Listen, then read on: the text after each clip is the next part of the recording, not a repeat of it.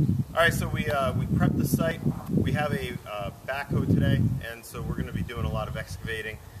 We set up the four corners. This is the septic tank, so we got to stay off of the septic tank with the backhoe. But we have an area cleared to be able to drive the backhoe. We'll be able to reach all four sides of the foundation. We're going to be prepping for perimeter drain, and we're going to be removing some of the dirt that's inside.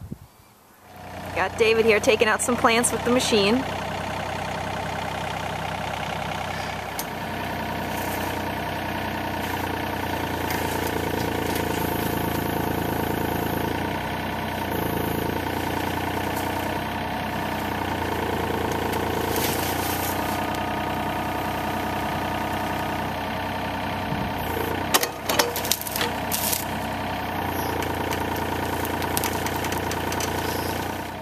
So here's where we're at. We took out these bushes that were in the front. Elena graded that back. We got the backhoe, or excavator, whatever. And so basically what I'm doing is we have this bulkhead, and I'm not using the bulkhead anymore because I don't have an oil boiler. I don't need it. So the chimney, this little basement area, and the bulkhead area are all coming out. So what I've done so far is I've dug down right to the footer. See if we can see that. Yep. So I've exposed both corners of the footer. This will allow me now to keep on going, and the idea is that all this block here, it's going to bust apart into little pieces, so it's all going to end up going in the dumpster, the block, but I can't fill the dumpster with dirt. There's rules on how I've rented it.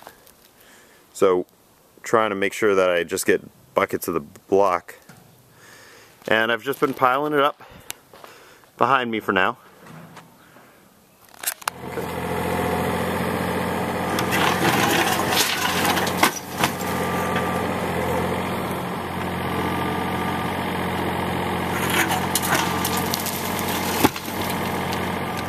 This just came out as David was taking apart the cinder block wall. That's crazy. What kind of snake is that?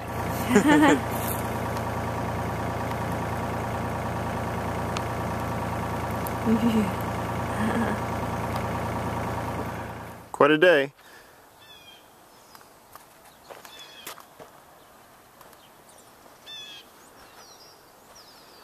So we had the backhoe, and still didn't get it all done.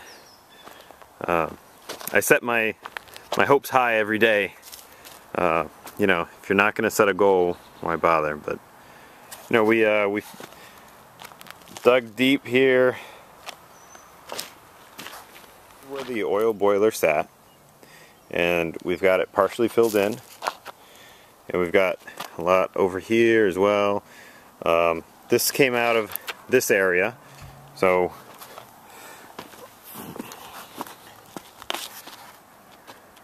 alright, this part of the basement crawl space used to be a lot higher. Used to be right up to the underside of the joist. We dug it down and we filled that dirt into where we pulled the bulkhead. We have a big mound of dirt over there. It's not as big as it seems because the soil was already higher over there. Over here we put in a perimeter drain. I need to get some more pipe, but we dug a trench with the backhoe, put it in, and this is going to be deeper than the deepest part of the crawl space. And we're going to be putting in a perimeter drain all the way around. Here's just another view. The termination here of the perimeter drain. It has a grill on both sides and goes up into the trench. And checked it all as we went with the level to make absolutely sure that we have a good slope through this whole thing. So this was the step that was in front of the front door, and it was poured concrete. They had filled it with stone to save the cost of concrete, but you know, Still looks good. Still is working. So it didn't break apart, so I figured, hey, I could have busted it if I wanted to, but I'll save it and I'll put it behind the kitchen door, which is going to face east over there. That's why I pushed it out of the way here. That mini excavator, it didn't even have enough strength to lift this with the bucket, so I ended up having to push it. And then I have another one over there by the wood pile, which we did the same thing. It was in front of the door that led to the garage, and I pushed it out of the way, and we'll see if we can't save it. You know, no sense in throwing it away if it still works. We're going to call for the dumpster to be removed now.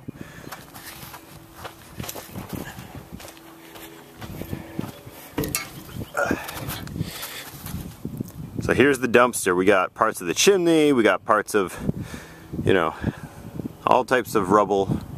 And all this is sitting on top of all that wood that I pulled out of the subfloor and the joists and stuff.